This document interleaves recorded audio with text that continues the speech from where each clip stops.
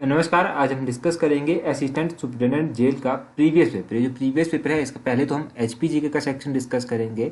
जितने भी क्वेश्चन एचपीजीके के पूछे गए थे उनको डिस्कस करेंगे और धीरे धीरे जो है हर एक सेक्शन को डिस्कस करेंगे ताकि आपको आने वाले एग्जाम में हेल्प मिल सके। तो काफ़ी अच्छे क्वेश्चन एचपीजीके के यहाँ पर पूछे गए थे। 156 से हम स्टार्ट करेंगे। यहाँ पर पूछा गया है Jalori pass lies in which district of Himachal Pradesh. ये जो जलोरी दर्रा है ये हिमाचल प्रदेश के किस जिले में पड़ता है? तो जलोरी दर्रा हिमाचल प्रदेश के कुल्लू जिले में जो है वो पड़ता है। ऑप्शन ए इस क्वेश्चन का सही आंसर होगा। अब जलोरी दर्रा तो कुल्लू जिले में पड़ता है। कुल्लू में और भी दर्रे हैं जो आपको पता होने चाहिए। तो कुल्लू जिले में जो दर्रे पड़ते हैं और एग्जाम पॉइंट ऑफ व्यू से इंपॉर्टेंट है उनमें से एक तो एनिमल पास हो गया। एनिमल दर्रा कहाँ पर पड़ता है? ये कुल्लू में पड़ता है। रसोल दर्रा हो गया। रसोल दर्रा जो है ये भी कुल्लू में पड़ता है। और तैंती गलू हो गया। तैंती गलू भी कुल्लू में पड़ता है। इसके अलावा और भी कुछ इंपॉर्टेंट दर्रे हैं जैसे कि तेलंग दर्रा हो गया। तेलंग दर्रा जो है वो चंबा और कांगड़ा के बीच में पड़ता है। साच दर्रा हो गया। साच दर्रा चंबा और पांगी के बीच में पड़ता है। दराती दर्रा हो गया। ये चंबा और पांगी के बीच में पड़ता है। पादरी दर्रा हो गया। पादरी दर्रा चंबा और जम्मू के बीच में पड़ता है। दुलची दर्रा हो गया। दुलची दर्रा एलाइड वगैरह के एग्जाम में कई बार पूछा गया है। तो ये मंडी और कुल्लू के बीच में पड़ता है। और वारू दर्रा हो गया। ये चंबा और कांगड़ा के बीच में पड़ता है। तो ये इंपॉर्टेंट दर्रे आप याद रखिए। अगले क्वेश्चन में पूछा गया है क्वेश्चन नंबर 157 में the Giri is a tributary of river. तो गिरी नदी जो है वो किसकी सहायक है? गिरी किसकी सहायक नदी है? गिरी यमुना की सहायक है। ऑप्शन ए जो है वो सही आंसर है। पहले तो हम गिरी के बारे में बात कर लेते हैं उसके बाद यमुना के बारे में बात करेंगे। देखो ये जो गिरी है ना ये कुप्पर पीक से निकलती है और ये आगे चलकर जो है यमुना में मिलती है। यमुना की और भी बहुत सारी सहायक नदियां हैं जैसे कि टॉन्स हो गया, पब्बर हो गया, गिरी हो गया, मारकंडा हो गया, जलाल हो गया, असनी हो गया, पत्सरी हो गया। ये सब जो है ये यमुना की सहायक नदी है। मैंने एक बताया कि पब्बर भी यमुना की सहायक नदी है। एक बार एलाइड के एग्जाम में क्वेश्चन पूछा गया था कि पब्बर नदी कहाँ से निकलती है। तो जल्दी से कमेंट करके बता दीजिए कि पब्बर नदी कहाँ से निकलती है। जिन लोगों को नहीं पता उनके लिए हम इस क्वेश्चन को कल डिस्कस करेंगे। अब यमुना नदी का वैदिक नाम पूछ लिया जाता है। यमुना नदी का वैदिक नाम है कालिंदी। हिमाचल प्रदेश में 5 टोटल रिवर्स बहती हैं। उन सभी के वैदिक नाम एक बार जल्दी से बता देता हूँ। चेनाब का अस्किनी, रावी का पुरुषानी, ब्यास का अर्जिका, सतलुज का सुंदरी और यमुना का कालिंदी। तो ये सब आप याद रखिए। आगे पूछा गया है there is an ancient rock temple at. तो हिमाचल प्रदेश में एक प्राचीन शैल मंदिर है। ये कहाँ पर स्थित है? ये कहाँ पर स्थित है आप सभी को पता है। ये मसरूर में स्थित है जिसको मसरूर रॉक का टेम्पल भी कहते हैं। ऑप्शन सी मसरूर जो है वो सही आंसर है। मसरूर कहाँ पर पड़ता है? ये डिस्ट्रिक्ट कांगड़ा में पड़ता है। ये जो मसरूर रॉक का टेम्पल है ना इसको एलोरा ऑफ हिमालयस भी कहा जाता है। अब इसको एलोरा कहा जाता है। अजंता किसको कहा जाता है? अजंता जो है वो ताबो मोनेस्ट्री को कहा जाता है। तो कल तो हमने ताबो मोनेस्ट्री के बारे में पढ़ा था। आज इस मंदिर के बारे में हमने जान लिया मसरूर रॉक का टेम्पल के बारे में। इसके अलावा डिस्ट्रिक्ट कांगड़ा में और भी मंदिर हैं जैसे कि बैजनाथ मंदिर हो गया। बैजनाथ मंदिर जो है वो डिस्ट्रिक्ट कांगड़ा में स्थित है। ये कौन सी नदी के किनारे स्थित है? जल्दी से कमेंट करके बता दीजिए क्योंकि जब हमने 200 क्वेश्चन एक ही वीडियो में डिस्कस किए थे ना वो वीडियो मैक्सिमम लोगों ने देख ली होगी अभी तक। तो जिन जिन लोगों ने वो वीडियो देख रखी है वो जल्दी से कमेंट कर बता दीजिए कि बैजनाथ मंदिर जो है वो कौन सी नदी के किनारे पड़ता है। बाकी डिस्ट्रिक्ट चंबा के मंदिर भी इंपॉर्टेंट है। डिस्ट्रिक्ट चंबा में एक तो शक्ति देवी मंदिर आता है। इसको छतरारी टेम्पल भी कहते हैं। कई बार पूछ लिया जाता है कि शक्ति देवी मंदिर कहाँ पर स्थित है। ये छतरारी में स्थित है। लक्षणा देवी मंदिर हो गया। ये पेंट्रूफ आर्किटेक्ट स्टाइल में बना हुआ है और ये भी डिस्ट्रिक्ट चंबा में स्थित है। डिस्ट्रिक्ट चंबा के भरमौर में स्थित है। मणिमहेश मंदिर जो है वो नगाड़ा आर्किटेक्ट स्टाइल में बना हुआ है। और इसके अलावा नरसिंह टेम्पल भी है डिस्ट्रिक्ट चंबा में। ये शिखर आर्किटेक्ट स्टाइल में बना हुआ है। और लक्षणा देवी मंदिर ये हमने डिस्कस कर लिया कि ये पेंट्रूफ आर्किटेक्ट स्टाइल में बना हुआ है। लक्ष्मी नारायण मंदिर भी है एक।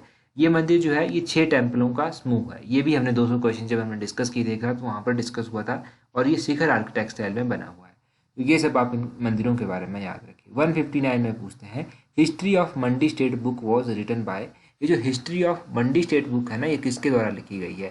तो ये किताब लिखी गई है मनमोहन के द्वारा। ऑप्शन डी जो है इस क्वेश्चन का सही आंसर है।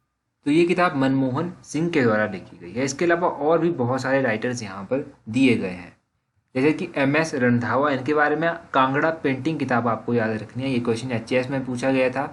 इस बार ही पूछा गया था। JC फ्रेंच भी यहाँ पर दिया गया है। तो JC फ्रेंच के द्वारा जो है एक किताब लिखी गई है जिसका नाम है हिमालयन आर्ट किताब। तो हिमालयन आर्ट किताब का नाम भी याद रखिए।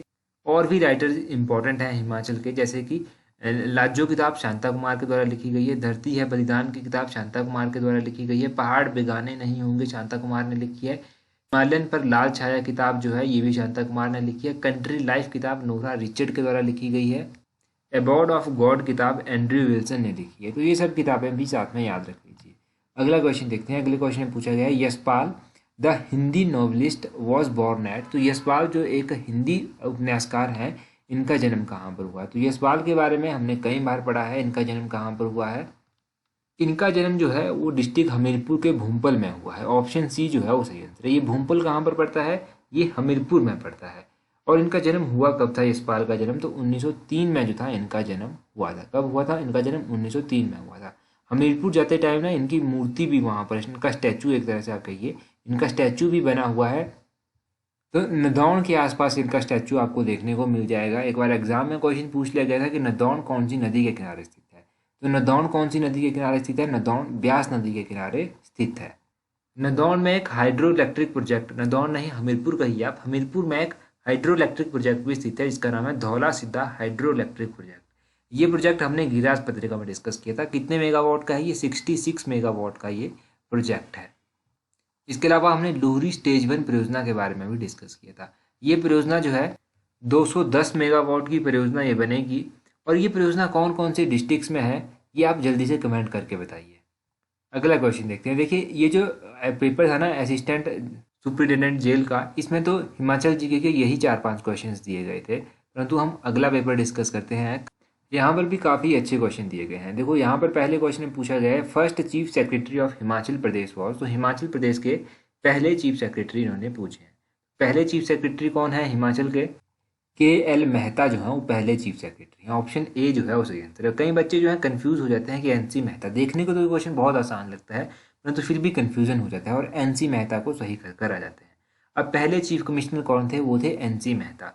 अगर आपसे पूछा जाए कि पहले गवर्नर कौन थे? वो थे एस चक्रवर्ती। अगर आपसे पूछा जाए कि पहले चीफ जस्टिस कौन थे? वो थे जस्टिस मिर्जा हिमदुल्ला बेग। पहले लोकायुक्ता कौन थे? वो थे जस्टिस TVR दत्ताचार्य। पहले चीफ सेक्रेटरी तो आपको पता चल गया कि KL मेहता जो था वो पहले चीफ सेक्रेटरी थे हिमाचल प्रदेश के। पहले स्पीकर कौन थे हिमाचल विधानसभा के? वो थे पंडित जयवंत राम। तो इन सभी के बारे में आप याद रखिए। तो लॉन्गेस्ट ब्रिज ऑफ हिमाचल प्रदेश पूछा गया है। अगर कई किताबों पर आप देखेंगे ना तो आपको यमुना पुल पढ़ने को मिल जाएगा, यमुना ब्रिज पौंटा साहिब पढ़ने को मिल जाएगा। परंतु जो फाइनल आंसर की है ना हम उसके अकॉर्डिंग बात करेंगे। तो इस पेपर की जो फाइनल आंसर की थी उसके अकॉर्डिंग इस क्वेश्चन को स्क्रैप कर दिया गया है। तो हम भी इसको डिस्कस नहीं करेंगे। ठीक है, तो हम डिस्कस नहीं कर रहे। अगला क्वेश्चन देखते हैं। यहाँ पर पूछा गया है Ranchi Galu mountain pass is located in which district of Himachal Pradesh. Ranchi Galu mountain पास जो है वो कौन से डिस्ट्रिक्ट में पड़ता है? ये डिस्ट्रिक्ट कुल्लू में पड़ता है। ऑप्शन सी जो है इसका सही आंसर होगा। अब ये डिस्ट्रिक्ट कुल्लू में पड़ता है। डिस्ट्रिक्ट कुल्लू के कुछ माउंटेन पासेज तो हमने अभी डिस्कस किए थे। एक बार मैं फिर से डिस्ट्रिक्ट कुल्लू के ही खास तौर पर आपको बता देता हूँ। एक तो हो गया तैंती गलू हो गया आपके पास, जलोरी दर्रा हो गया, एनिमल पास हो गया, रसोल जोत हो गया। ये सब आप याद रखिएगा, ये डिस्ट्रिक्ट कुल्लू में पड़ते हैं। काफ़ी अच्छे क्वेश्चन हैं ये, मतलब आसान देखने को लगते हैं पर पेपर में बैठकर टफ हो जाते हैं। आगे पूछते हैं विच valley of Himachal Pradesh has the distinction of having the highest village in the world. तो हिमाचल प्रदेश की किस घाटी में विश्व के सबसे ऊंचे गांव होने का विशिष्टता जो है वो प्रदान है? किसको है? तो हिमाचल का ऐसा विलेज है स्पीति वैली। ऑप्शन ए जो है वो सही है। माना जाता है कि स्पीति वैली में जो है वो हिमाचल का सबसे हाईएस्ट विलेज है वर्ल्ड का। अब ये तो स्पीति वैली हो गया। स्पीति और लाहौल स्पीति वैली के बारे में आपने बहुत सुना होगा। आजकल इलेक्शन है तो वहाँ से क्वेश्चन जल्दी से उठा लेते हैं हम। देखिए क्वेश्चंस में क्या पूछा गया था कि हाईएस्ट पोलिंग बूथ आपको बताना है। तो कौन सा है? तसीगंग जो है वो हाईएस्ट पोलिंग बूथ है और ये लाहौल स्पीति में पड़ता है। अब तसीगंग हाईएस्ट पोलिंग बूथ है, लाहौल स्पीति में पड़ता है। ये क्वेश्चन जो है ना ये कांस्टेबल के एग्जाम में भी पूछा जा चुका है और एलाइड सर्विसेज के एग्जाम में भी पूछा जा चुका है। तो ये याद रखना है। अभी आपको फॉरेस्ट का एग्जाम भी आएगा, अभी आपको कांस्टेबल का एग्जाम भी आएगा, जिनके ऊपर हम अलग से बेसिक वीडियो बनाएंगे। परंतु अभी आप याद रखिएगा कि ये क्या क्या है, क्योंकि कई बार क्वेश्चन स्किप हो जाते हैं माइंड से। जल्दी जल्दी रिवाइज करते रहा कीजिए। आगे पूछा गया Taragiri glacier is located in which district of Himachal Pradesh. जो तारागिरी ग्लेशियर है ये हिमाचल प्रदेश के कौन से जिले में पड़ता है? तारागिरी ग्लेशियर की अगर हम बात करें कि ये कहाँ पर पड़ता है तो ये ग्लेशियर लाहौल स्पीति में पड़ता है। ऑप्शन डी जो है इस क्वेश्चन का सही आंसर होगा। अब ये लाहौल स्पीति में पड़ता है। लाहौल स्पीति में और भी ग्लेशियर पड़ते हैं, जैसे कि कुल्टी ग्लेशियर हो गया, ये लाहौल स्पीति में पड़ता है। लेडी ऑफ केलोंग क्या है? लेडी ऑफ केलोंग एक ग्लेशियर है और ये लाहौल स्पीति में पड़ता है। लाहौल स्पीति का मुख्यालय कहाँ पर है? केलोंग में है और उसी के नाम से लेडी ऑफ केलोंग ये बन गया। हिमाचल प्रदेश का सबसे बड़ा ग्लेशियर जो बड़ा शिगरी है वो भी लाहौल स्पीति में ही पड़ता है। सोनपानी ग्लेशियर कहाँ पर पड़ता है? ये भी लाहौल स्पीति के स्पीप ही स्थित है।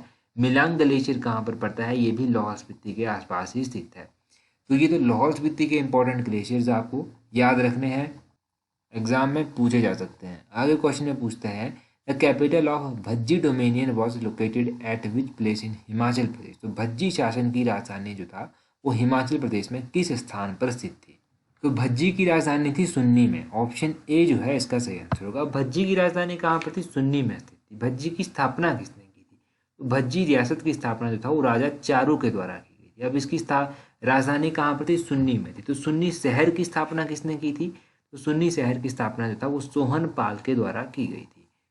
अब सोहन पाल ने जो था अपनी राजधानी जो था वो भज्जी से सुन्नी को स्थानांतरित की थी। मतलब पहले भज्जी की राजधानी भज्जी में ही होती थी, परंतु इसने क्या किया, इसने सुन्नी शहर भी बसाया और यहाँ को अपनी कैपिटल भी शिफ्ट कर ली। 1803 से लेकर 1815 के बीच में जो था ये जो भज्जी रियासत है ये गोरखाओं के अधीन भी रही थी। और भज्जी रियासत के अंतिम शासक कौन थे? अंतिम शासक थे यहाँ के राणा रामचंद्र पाल। इनका नाम भी याद रखिए, राणा रामचंद्र पाल यहाँ के अंतिम शासक थे। ये तो भज्जी रियासत के बारे में हो गया। कई बार ना धामी रियासत के बारे में पूछ लिया जाता है और धामी और भज्जी में कन्फ्यूजन हो जाता है। धामी की राजधानी कहाँ पर है? धामी की राजधानी जो है वो हलोग में स्थित है। हलोग नाम याद रखिएगा। और धामी की स्थापना जो था वो गोविंद पाल के द्वारा की गई थी। और धामी गोलीकांड कब हुआ था एग्जैक्टली डेट के साथ कमेंट में बताइए। आगे पूछते हैं the last ruler of Kutlehar princely state was. तो कुटलहर प्रिंसली स्टेट के अंतिम शासक कौन थे? तो ये जो 44 क्वेश्चन है ना इसको भी ऑफिशियल फाइनल आंसर की के अकॉर्डिंग जो है वो स्क्रैप कर दिया गया है, तो इसको भी हम डिस्कस नहीं करेंगे ज़्यादा। अगला क्वेश्चन देखते हैं हमारे पास क्या दिया गया है। अगले क्वेश्चन में पूछते हैं Gondla castle a famous historical place is located at which place in Himachal Pradesh. Gondla महल एक प्रसिद्ध ऐतिहासिक महल है, ये कहाँ पर स्थित है? तो गोंडला कैसल कहाँ पर स्थित है? ये लाहौल स्पीति में स्थित है। लाहौल स्पीति यानी कि केलोंग इसका सही आंसर होगा। क्वेश्चन नंबर 45 का जो है वो ऑप्शन है केलोंग जो है वो सही आंसर होगा। अब केलोंग में ये गोंडला कैसल स्थित है, यहाँ से बस आप इतना ही याद रखिए, यही काफ़ी है। आगे क्वेश्चन में पूछा जाता है which of the following plunder the Jwalamukhi temple in 1365। अब 1365 में ज्वालामुखी मंदिर को किसने लूटा था? अगर आपको अभी यहाँ से ध्यान आया हो तो मैंने आपको बताया था कि एक ऐसा शासक था जिसने ज्वालामुखी मंदिर को लूटा था और वहाँ की किताबों को भी ट्रांसलेट उसने फारसी में करवाया था। तो ये कौन सा शासक था? 46 का option D none of these जो है वो सही आंसर है। फिर वो कौन था अगर इनमें से कोई भी नहीं है? अब ये कौन सा शासक था? ये शासक था फिरोज शाह तुगलक। ऑप्शन सी जो है इस क्वेश्चन का सही आंसर होगा। आप कहेंगे पहले नन ऑफ दिस कहा, अब ऑप्शन सी बोल दिया।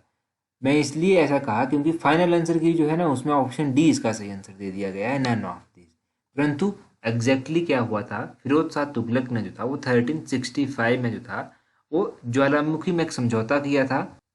एक समझौता इसने किया था और उसके बाद ये ज्वालामुखी गया और इसने यहाँ से 1300 संस्कृत किताबों को उठाया और उनका अनुवाद जो था इसने फारसी में भी करवाया था। और ये सब जब हो रहा था उस टाइम यहाँ के राजा यानी कि कांगड़ा के राजा थे राजा रूपचंद। राजा रूपचंद और फिरोज शाह तुगलक के बीच में एक समझौता हुआ था। तो पता नहीं इन्होंने क्यों इस क्वेश्चन को क्यों इसको क्वेश्चन का आंसर ऑप्शन डी दिया है, परंतु इसका सही आंसर कौन सा है? फिरोज शाह तुगलक। तब मैंने दोनों ही आंसर आपको बता दिए, जो फाइनल आंसर की मैं वो भी बता दिया और जो एग्जैक्टली आंसर होना चाहिए वो भी बता दिया। अब और भी क्वेश्चन हम यहाँ से डिस्कस करेंगे, जैसे कि महमूद गजनवी। महमूद गजनवी के बारे में आप याद रखिए कि इसने 1009 ईस्वी में जो था वो नगरकोट पर आक्रमण किया था। नगरकोट पर इसने 1009 ईस्वी में आक्रमण किया। मोहम्मद बिन तुगलक की बात करें तो मोहम्मद बिन तुगलक ने जो था वो 1337 में नगरकोट पर जो था वो अटैक किया था। तो इन दोनों के बारे में याद रखिए।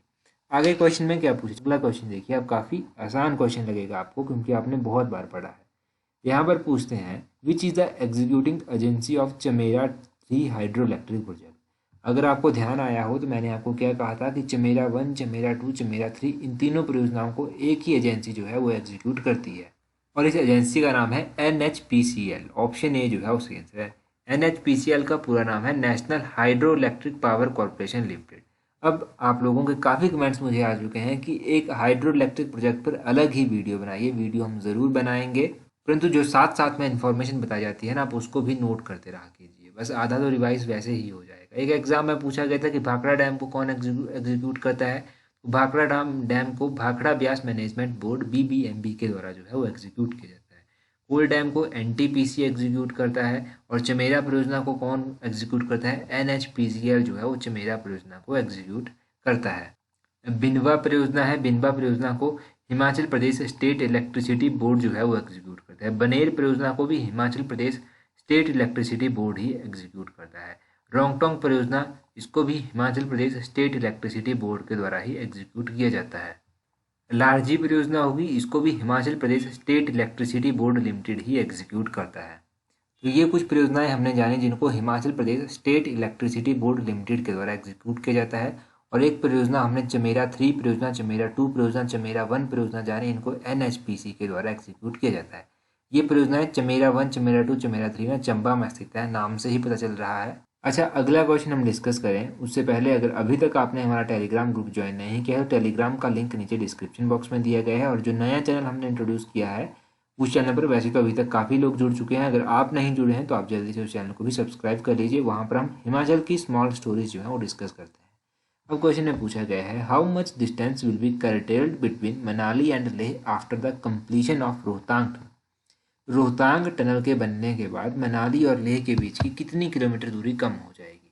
अगर इस क्वेश्चन की हम बात करें तो 46 किलोमीटर दूरी जो है वो कम हो जाएगी। कितनी, 46। अब 46 ऑप्शन में नहीं है तो इस क्वेश्चन को स्क्रैप कर दिया गया है। ऐसे काफ़ी क्वेश्चन यहाँ से स्क्रैप किए गए थे। 46 किलोमीटर एक तो आपको याद रखना है, ज़रूरी नहीं कि हर बार ऑप्शंस गलत हों। एक तो 46 किलोमीटर पहला आपने याद रख लिया। दूसरा आप याद रखेंगे कि इस टनल का उद्घाटन कब किया गया था, कब इसको लोगों के लिए समर्पित कर दिया गया था। प्रधानमंत्री नरेंद्र मोदी ने इसको 3 अक्टूबर 2020 को जो था वो लोगों को समर्पित कर दिया था। कब, 3 अक्टूबर 2020। तो ये आप एग्जैक्टली डेट याद रखिएगा, हो सकता है आने वाले एग्जाम्स में आपसे पूछी जाए। तो ये बेसिक क्वेश्चंस तो हमने डिस्कस कर लिए। जो questions exam point of view से थे वो भी हमने डिस्कस किए। So that's all for today. Thank you very much for watching and listening it very patiently.